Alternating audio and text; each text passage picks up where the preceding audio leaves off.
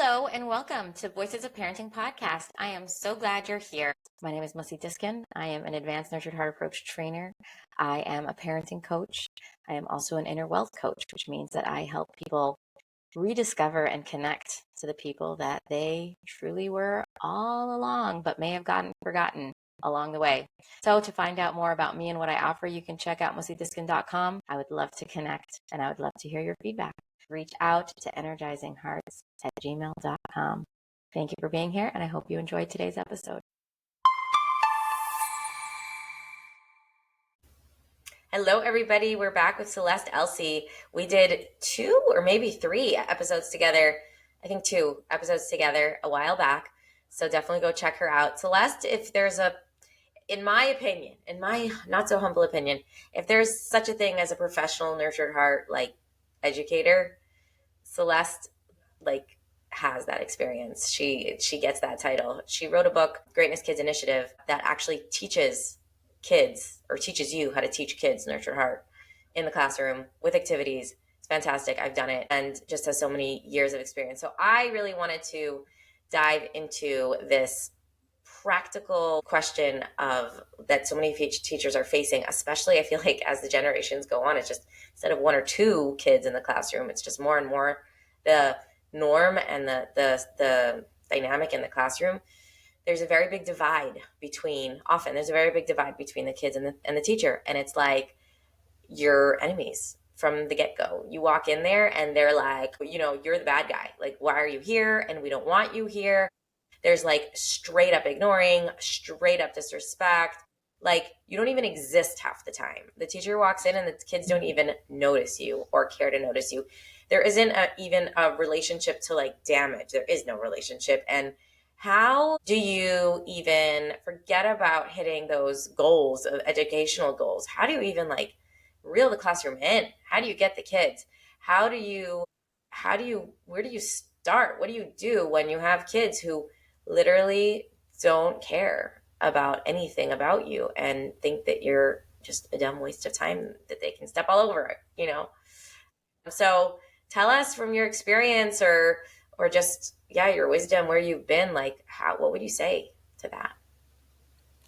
Well, thank you, Mussi. It's so great to be with you again. I'm honored. I think we have to back up a little bit. And while I say that, everything you just described is what new teachers say to me that I coach. They don't care. They don't want to know me. They don't listen to me. They ignored me. It's a 3-ring circus. And I think we have to back up because teachers are asked to do so much right now. And we all know that the learning loss from COVID, the high levels of anxiety and so on have increased. And we've got very complex classrooms. We've got students that struggle with behavior. We've got varying academic needs. We have language needs. We have mental health issues. There's so much going on. And teachers learn the craft of teaching academic instruction. And even when I got my master's in special ed, I only had 2 behavior classes. And teachers don't get much of that. And so that was for the special ed preparation for the special ed classroom. There were just 2 behavioral classes. I had 1 behavior class for my special ed credential, but then when I got my master's degree in special ed in the early 2000s, I had 2 behavior classes. Oh, wow. And I thought that was great, but when I started teaching, I probably could have used 10 behavior classes. But, so we have to recognize that teachers are dealing with a lot. And we all know that the nurtured heart approach isn't something that you walk into the classroom and you start doing it to kids. The nurtured heart approach and using the 3 stands gives us an incredible opportunity to increase our own self-awareness. Because what goes on in a classroom is all about energy. There's so much energy. And how can one person kind of reel in the energy of 30 students, especially if they're all off track and having a good old time? So my experience is that I have to really work on resetting myself, whatever that looks like, so that I feel resourced enough to manage the behaviors and the needs in the classroom. And so that's really stand one. I have to learn how to use self-control to the max before I can engage with these kids that don't care about me, before I can really start to build a relationship with them. So, Can you describe, can I pause you there? Can you yeah. describe sort of like your ideal, like what that feels like in your ideal version of like you're really reset, you're really resourced, you're really ready? Like, what does it feel like for a teacher to be in that space? The best way for me to describe that, and that's a great question, is the opposite of teaching out of the need for control. In the moments when the behaviors were so bad that my nervous system was reacting, even though I was trying to reset and be the best version of myself and use the 3 stands, you know, I really had to work at managing myself so that I could start building relationships with those kids. I don't know if I answered your question. What can you say it again? Yeah, so you started saying, I said, like, what does it feel like for Oh, you right. in that, like, best Yeah. version of yourself? Yeah. So for me to build relationships, which is what it's all about, it feels like I'm being with the kids, whether I'm using the 3 stands or I'm actually teaching, it feels the opposite of needing to control them. In the moments where I was operating out of my need to control the class, it didn't work. So in those moments, I had to use my own self-awareness to realize, okay, I'm trying to control right now. I need to reset to being open, having an open heart, and be on the lookout for anything going well. If I have many students misbehaving, I'm on the lookout to use my stand too, and to recognize the students that are doing anything that's going in the right direction. And that means sometimes that I have to stop teaching and walk around to recognize. And other students notice that. And so during the act of using my stand too, it almost resets me. And there are moments when I remember not even wanting to give a recognition because I was so annoyed, angry, frustrated, even though I'm trying not to show it. But inside of me, that's how I felt. So the trick is realizing when we're off balance, resetting ourselves, whether that's taking a deep breath, turning toward an outside window for a second, being transparent in front of the kids. Hey, kids, I need to reset right now. Like, be open about that. Then the act of giving recognitions really, for me, was like flipping on a switch that's opposite of the need to control. Because when you're looking for good, you have to really pay attention and you have to be focused. And you can't do that if you're trying to control. So I always tell people, give recognitions, it saves the day. So when we're working in a challenging classroom, we have to be able to reset. And that means that we're really going to pause. We're going to notice what's going on and we're going to choose how to respond. If we react, that's from the primal part of our brain. That's our nervous system reacting without thinking. It's impulsive, and many times it's not great. It's contributing to the negative behaviors because our responses can cause escalation in our students. So if we can work at resetting ourselves, the pause, notice, choose comes from something called, is it unifying mindfulness? I believe so. But it's the same thing. When we reset, we can choose and we can respond in a way that will de-escalate behavior, because the last thing we want to do is cause escalation. But to be able to do those things in the moment, you have to work on yourself.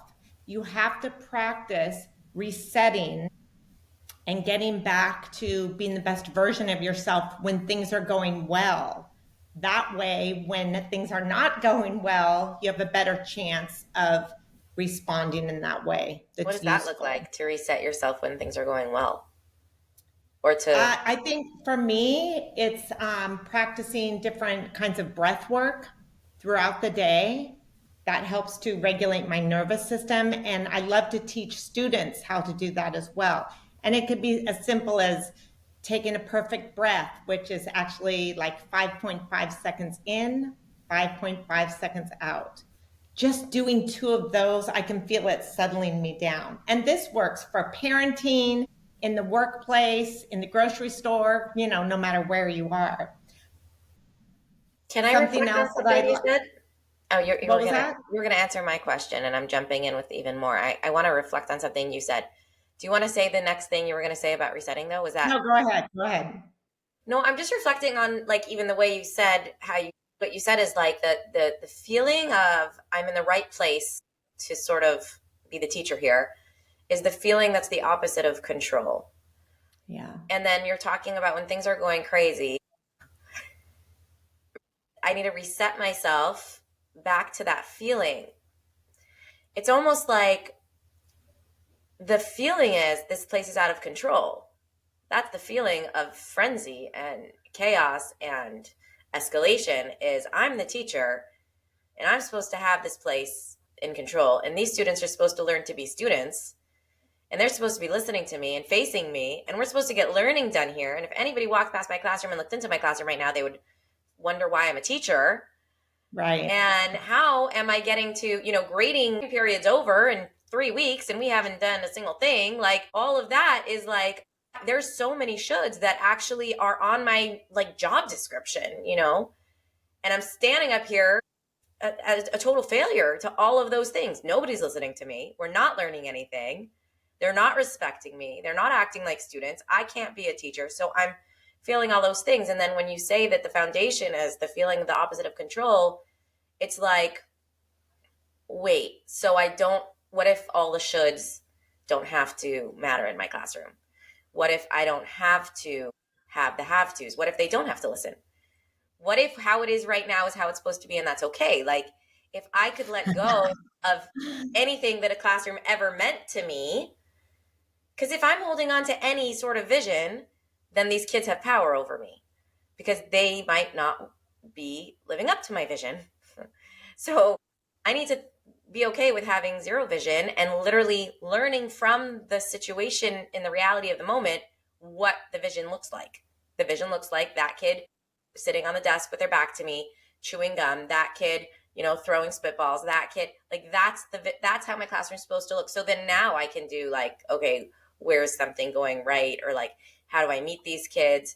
But it's like I don't have to hold that weight on. It sounds like that lack of control is like I don't have to have the weight on my shoulders of it being up to me to get this place together. I don't have to get this place together. Who said that's the agenda? I don't have to. I'm just here to build relationship. That's it. Like, who are these kids? How can I find them?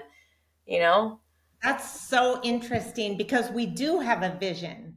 And I've probably shared this story a million times, but I remember I was teaching the most challenging class of my life, and it was incredibly difficult. And I had this really great math lesson planned. I was very excited. It was middle school, seventh and eighth graders.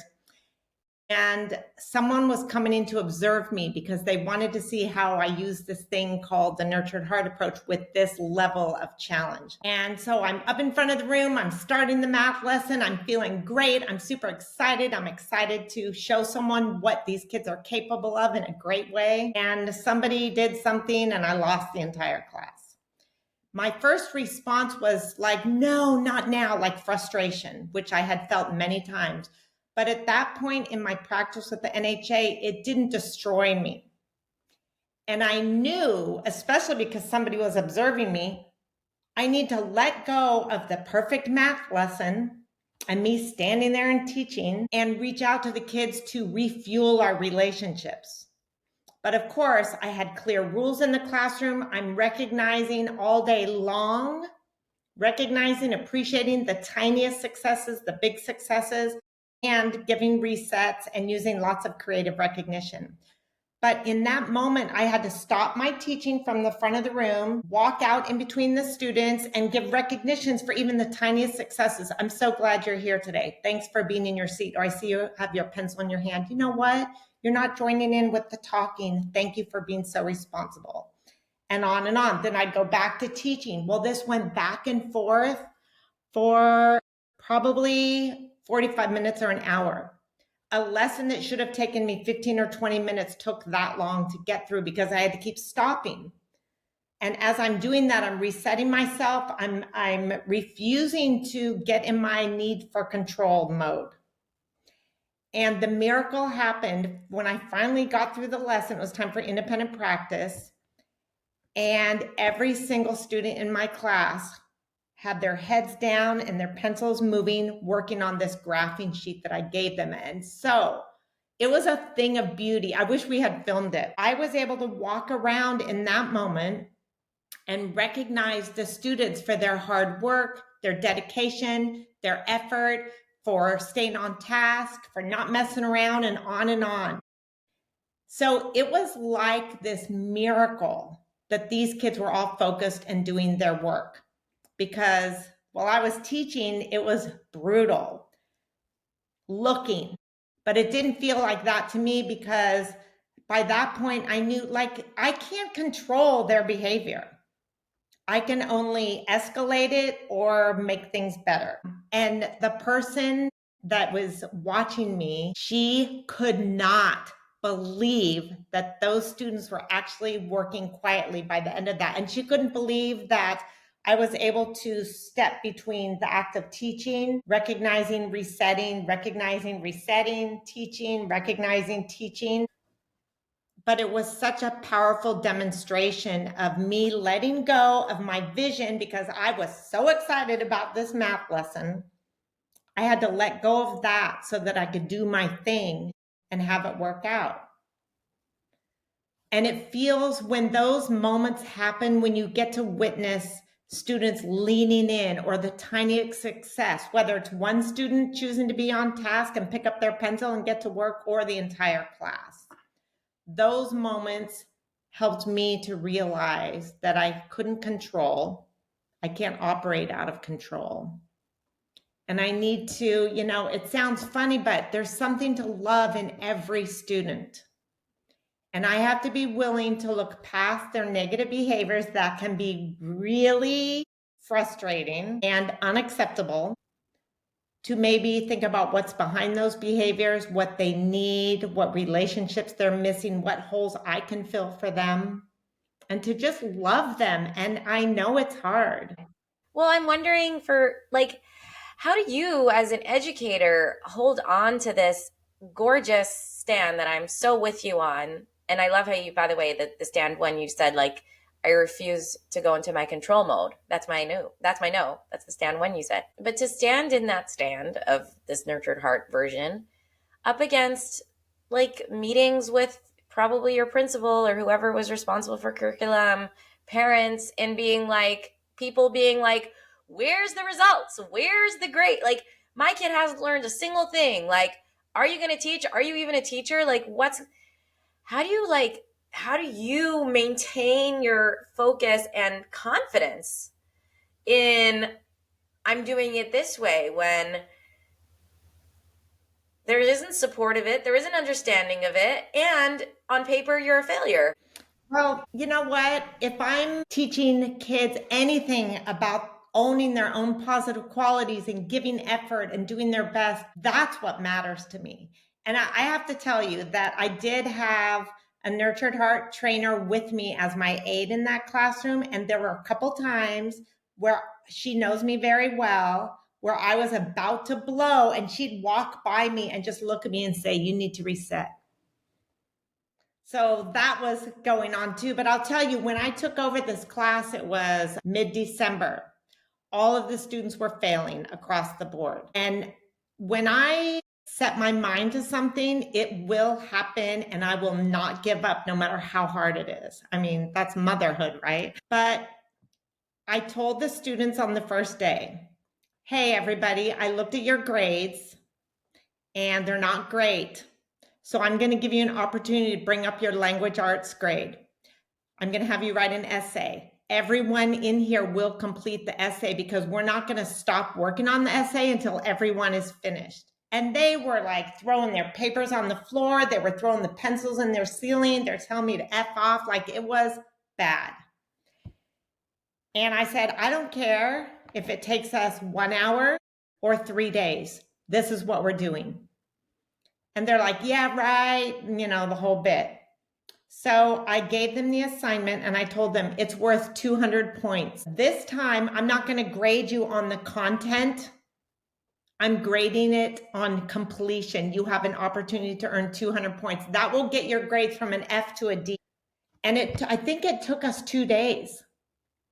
And I was like, we're not doing anything else. We're only working on this essay. So the beauty in that was that I had them all day. So that was a gift.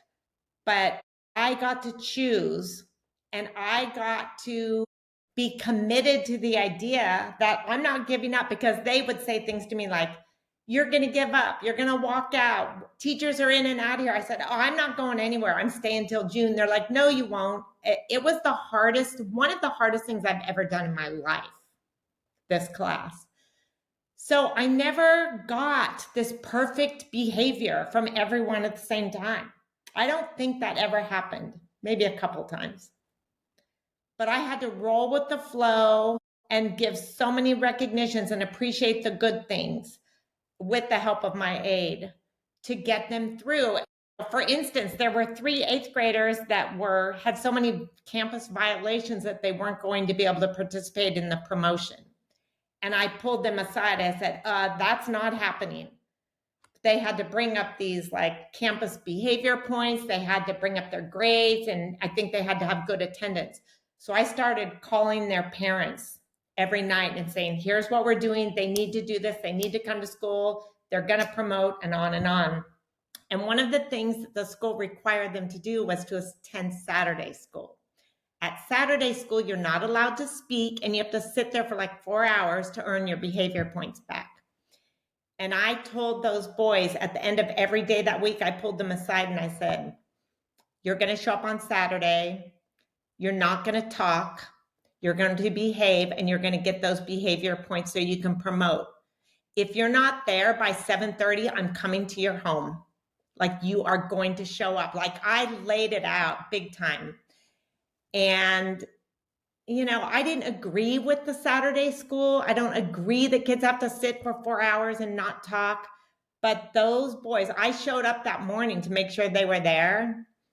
And I got permission for them they had to read. I got permission for them to read skateboard magazines instead of actual books. And they made it through. And that, like, for them, I mean, I was happy. Their parents were happy, but the gift that they gave themselves that they could do something like that was the best thing ever. So those moments for me are what got me through. And I'm like, I mean, there were times where I'm like, I'm done. I've given these kids my soul. I can't do it. I'm just going to show up for the last 3 weeks of school, and who cares? Then, of course, in the morning, I woke up and reset myself and got back to work. So it taught me so much. And, that was in Oof. 2014. I think of those kids often and hope they're doing well. Oh my gosh, Celeste, you are the makings of a movie. I mean, that is so inspiring. You fought for those kids. And what's interesting is we are a little bit even overtime, and that's okay. This is so fantastic. I don't think anyone's going to notice the time going on, but going by. But you kind of modeled, because you talked a little bit about stand one, refusing to be in control mode, stand two, energizing even the tiniest little success, and then you kind of modeled stand three, because you're the most clear of anything that I've ever heard. I mean, you're in there and you're like, you guys are going to succeed and you're coming. And this is what's happening. We're not moving from this place until we're done. Like, you didn't come in with fear. And I wonder if even the ability to let go of control aids with clarity in that way, because there's fear in being so crystal clear when the failure is sort of a reflection on me. Like, I don't want to. Yeah, all of those things. And it was tough. That situations and other situations that I've been in where other teachers were like rolling their eyes at me. And what are you going to do? Are you just going to expel all those kids? Are you going to punish them? That doesn't work. They're already being punished by having to be in the special class for the most challenging kids in the middle school. So I think that when you have an intention, it has to be about being the best version of yourself so you can help those students see the best version of themselves, no matter what it takes. All right. I would love to do a part two with you, and we'll talk after we close this recording about how much time we have for that. But really quick, Celeste actually has an organization that trains schools, right? And does all this, can help you with all of this, hold your hand through all of this. Tell us how to find you, and then I'll put everything in the short version. I'll put everything in the show notes, and then let's see if we can hop on for a part two. Oh, perfect. Thank you so much. So I am the Director of School Culture and Climate for Consortium Training and Consulting. It's consortiumtraining.com. Jeff, our CEO, is retired law enforcement. He has fantastic expertise in everything school safety and emergency preparedness. So he kind of teaches the external safety. My courses are related to behavior, well-being, creating psychological safety in the classroom. And all of my work really comes from the three stands. So, we love supporting schools. And when I decided to retire from teaching earlier than I expected, I became committed to supporting educators, especially now. So any way I can support, I'm here. And thank you for letting me talk about that. What's the best way to find you directly? Just you? Like if If someone you go wanted. to the website, I'm there. Okay, perfect. Yeah. Yeah. All right. Well, thank you, Celeste. This has been absolute gold. And I know that this is just value for everybody who's watching. Thanks for watching. Hey, wait, don't go yet. Take a minute to find the beautiful quality that you have, that you appreciate about yourself.